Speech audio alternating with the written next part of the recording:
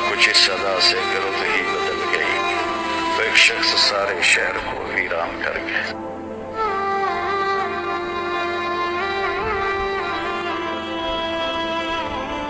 بسم اللہ الرحمن الرحیم۔ السلام علیکم ناظرین، فرواز این بی نیوز کے پلیٹ فارم سے میں آپ کا میزبان نواز بھٹو آپ کی خدمت میں حاضر۔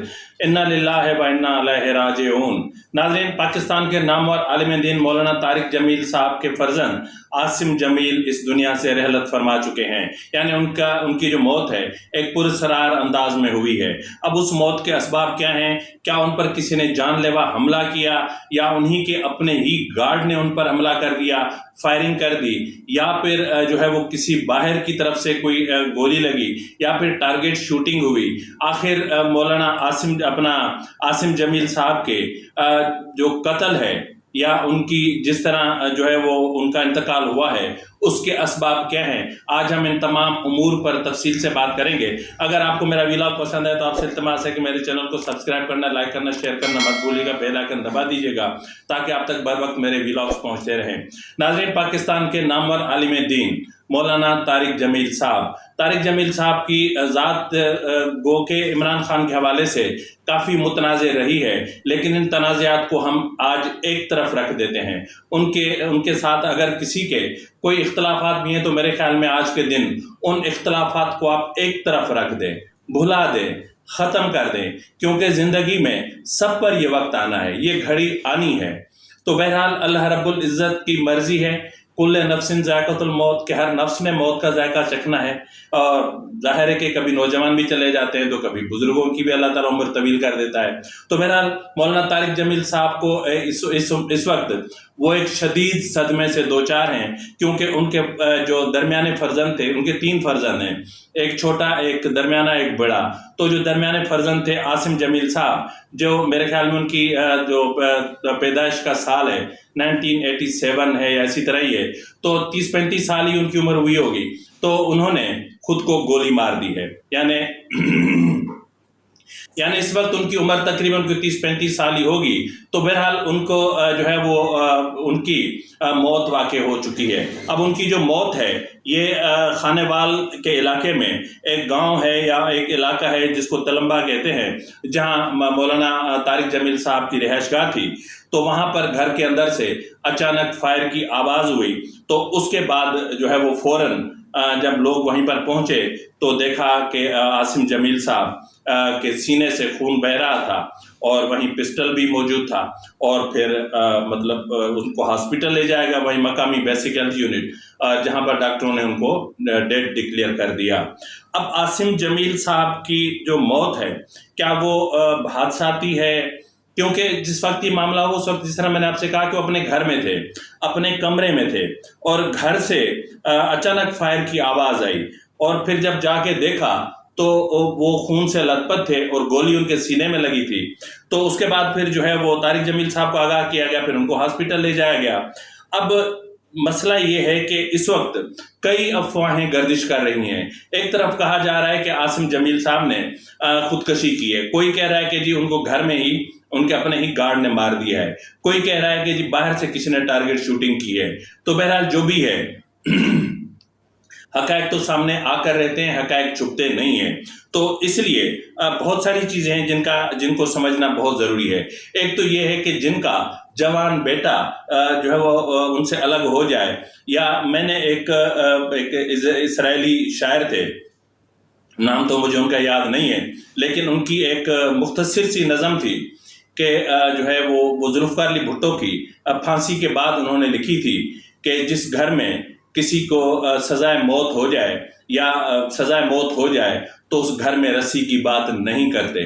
تو جن کے گھروں میں، جس گھر میں جوان بیٹے کی موت ہو جائے تو اس پر سیاست نہیں کرتے، اخلاقیات سے نہیں گرتے، اخلاقی اقدار کو نہیں کھویا جاتا، ہر چیز کو مد نظر رکھا جاتا ہے کہ ایک خاندان اس وقت شدید غم میں سے نڈھال ہے، اور اس وقت مطلب ایک ان کے سامنے اندھیرا سا چھا گیا ہے۔ اب یہ سمجھ میں نہیں آ رہا کہ وہ اس صدمے سے کیسے ابھریں گے، کس طرح باہر نکلیں گے، یہ بہت مشکل ہوتا ہے۔ ناظرین، یہاں پر میں آپ کو بتاتا چلوں کہ کسی بھی بیٹے کے لیے یہ بہت آسان ہے کہ وہ باپ کی میت کو کاندھا دے دے، لیکن کوئی بھی باپ اپنے جوان بیٹے کی میت کو کاندھا نہیں دے سکتا۔ جب کوئی باپ اپنے جوان بیٹے کی میت کو کاندھا دیتا ہے تو اس کے کاندھے اور اس کی کمر ٹوٹ چکی ہوتی ہے۔ تو بہرحال مسئلہ یہ ہے کہ جو گولی لگی ہے وہ عاصم جمیل صاحب کے دل کے یعنی سینے پر، بالکل دل کے مقام پر بالکل ٹارگٹ کر کے اور گولی لگی ہے، اور وہی ایک ہی گولی ان کے موت کا سبب بنی، اور اس کمرے سے جو کرائم سین ہے وہاں سے وہ گولی کا خول بھی برآمد ہوا ہے، پسٹل بھی برآمد ہوا ہے۔ تو اب مسئلہ یہ ہے کہ پولیس نے ابتدائی طور پر تو یہ کہا جا رہا تھا کہ عاصم جمیل نے کو مار دیا ہے، لیکن بعد میں جب پولیس نے اس چیز کو انٹروگیٹ کیا یا انویسٹیگیٹ کیا اور کرائم سین کا جو ہے وہ جائزہ لیا یا دیکھا، اور اس کے بعد انہوں نے عاصم جمیل کی موت کو حادثہ نہیں بلکہ خودکشی قرار دے دیا۔ اب انہوں نے خودکشی کیوں کی ہوگی اس کے اسباب کو ہم آج ڈسکس کریں گے، لیکن پہلے ہم یہ دیکھ لیں کہ قتل کا معاملہ کیا ہے۔ اس وقت عاصم جمیل کا پوسٹ مارٹم نہیں ہوا ہے۔ ظاہر ہے کہ جب تک طارق جمیل صاحب، مولانا طارق جمیل صاحب اجازت نہیں دیں گے تب تک پوسٹ مارٹم نہیں ہوگا، اور پوسٹ مارٹم ہوگا تبھی پتہ چلے گا کہ گولی کتنی دوری سے چلی ہے، اور اس چیز کا بھی جائزہ لینا پڑے گا کہ عاصم جمیل صاحب جو ہے وہ لیفٹ ہینڈ تھے یا رائٹ ہینڈ تھے، یعنی لیفٹ ہینڈڈ تھے، یا مطلب یا کیا کہتے ہیں اس کو، سیدھا ہاتھ یا الٹے ہاتھ سے۔ کچھ لوگ ہوتے ہیں کہ سارے کام الٹے ہاتھ سے کرتے ہیں، کچھ لوگ ہوتے ہیں سارے کام سیدھے ہاتھ سے کرتے ہیں۔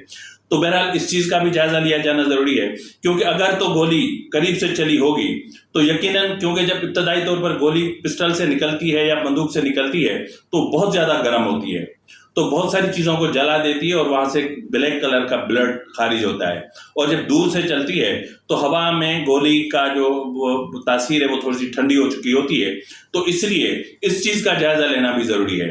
اور اس پسٹل کا ابھی فرانزک نہیں ہوا ہے، اور جو خول ملا ہے اس کا بھی فرانزک نہیں ہوا ہے، اور پسٹل سے جو فنگر پرنٹس ہیں وہ بھی نہیں ابھی جو ہے وہ لیے گئے ہیں، یا پھر ان کا جو ہے وہ ابھی تک وہ چیزیں فائنل نہیں ہوئی ہیں۔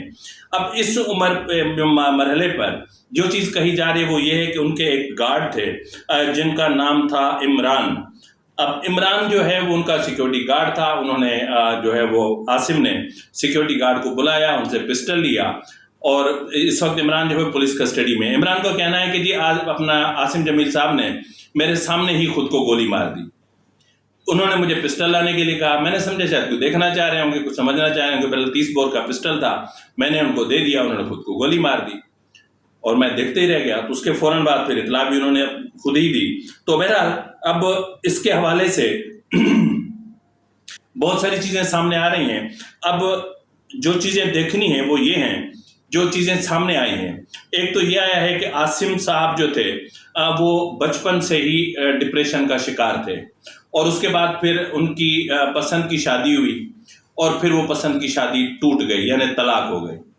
اب اس طلاق کے بعد عاصم جمیل مکمل طور پر ٹوٹ چکے تھے، یعنی ڈیپ ڈپریشن میں چلے گئے تھے۔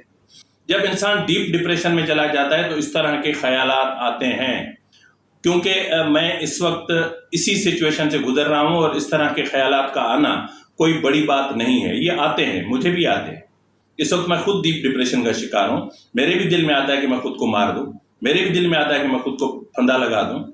کئی چیزیں ہیں جو ذہن میں آتی ہیں کہ میں کیا کروں، تو یہ بہت ساری چیزیں ہوتی ہیں جو آتی ہیں، لیکن اس طلاق کے معاملے نے عاصم جمیل کو توڑ کے رکھ دیا، مار کے رکھ دیا۔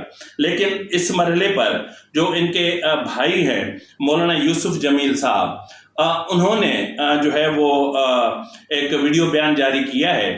اب اس ویڈیو بیان میں انہوں نے کچھ حقائق اور بیان کیے ہیں۔ وہ حقائق کیا ہیں ذرا آپ خود ملاحظہ فرما لیں تو آپ کے لیے بہت آسانی ہوگی۔ بسم اللہ الرحمن الرحیم، والصلاة والسلام علی نبی الامین وعلی آلہ وصحبہ اجمعین، اما بعد، قال تعالی بعد اعوذ باللہ من الشیطان الرجیم، بسم اللہ الرحمن الرحیم، کل نفس ذائقۃ الموت۔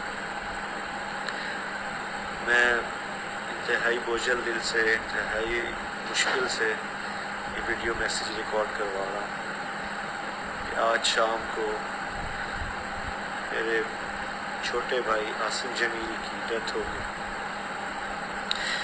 جو کہ ایک بہت بڑا ہماری فیملی کے لیے سانیہ ہے. لیکن اس تکلیف کی حالت میں بھی مجھے میڈیا پہ اس لیے حاضر ہونا پڑا کہ بہت سی نگیٹو خبریں، مختلف خبریں، غلط خبریں میڈیا پر چلائی جا رہی ہیں. میں ان کی وضاحت کے لیے حاضر ہوا ہوں کہ میرے بھائی عاصم جمیل بچپن سے شدید ڈپریشن کے مریض تھے، اور پچھلے 6 ماہ سے ان کو جو ان کی بیماری کی شدت کی وجہ سے الیکٹرک شاک لگائے جا رہے تھے تاکہ ان کی ڈپریشن کو، ان کی بیماری کو کنٹرول کیا جا سکے.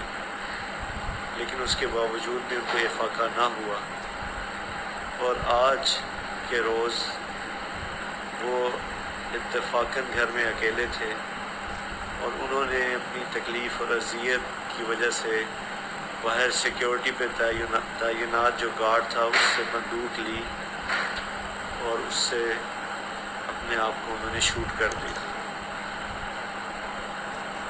انا للہ و انا الیہ راجعون. اس کے علاوہ جتنی بھی بات کی جا رہی ہے، کوئی دشمنی تھی، کسی نے حملہ کیا، ایسی کوئی بات نہیں ہے. یہ اللہ کی تقدیر تھی اور ہم اللہ کے اس فیصلے پر راضی ہیں. آپ سب سے دعاؤں کی درخواست ہے.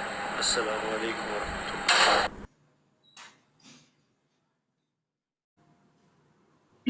جی ناظرین، اب اپنا مولانا یوسف جمیل صاحب کہہ رہے ہیں کہ وہ بچپن سے ہی ڈپریشن کا شکار تھے. طلاق کے بعد ان کی ڈپریشن اور بڑھ گئی، ان کو الیکٹرک شاکس دیے جاتے تھے. یقیناً جو اس طلاق کی وجہ ہوئی ہوگی وہ ان کی ڈپریشن ہی ہوگی، یا ان کا جو ذہنی توازن تھا اس کا تھوڑا سا بگاڑ بھی ہو سکتا ہے، اور پھر اس طلاق نے ان کو یقیناً بہت زیادہ توڑ کے رکھ دیا ہوگا. تو بہرحال یوسف جمیل صاحب کے اسٹیٹمنٹ کے بعد یا ویڈیو پیغام کے بعد اب کوئی گنجائش نہیں رہ جاتی کہ کوئی جو ہے وہ بیٹھ کر یہاں پر مطلب کرے کہ اس نے یہ ہوا ہوگا تو یوں شوٹ ہوا ہوگا، نامعلوم افراد نے فائرنگ کر دی اور نامعلوم سے یہ ہوا تو یوں ہوا. ایسا کچھ بھی نہیں ہے. اللہ کی چیز اللہ کی طرف چلی گئی. جس کو آنا ہے اس نے جانا بھی ہے، اور ہر زندگی کو موت ہے، اور پھر ایک دن اس موت کو بھی موت آئے گا.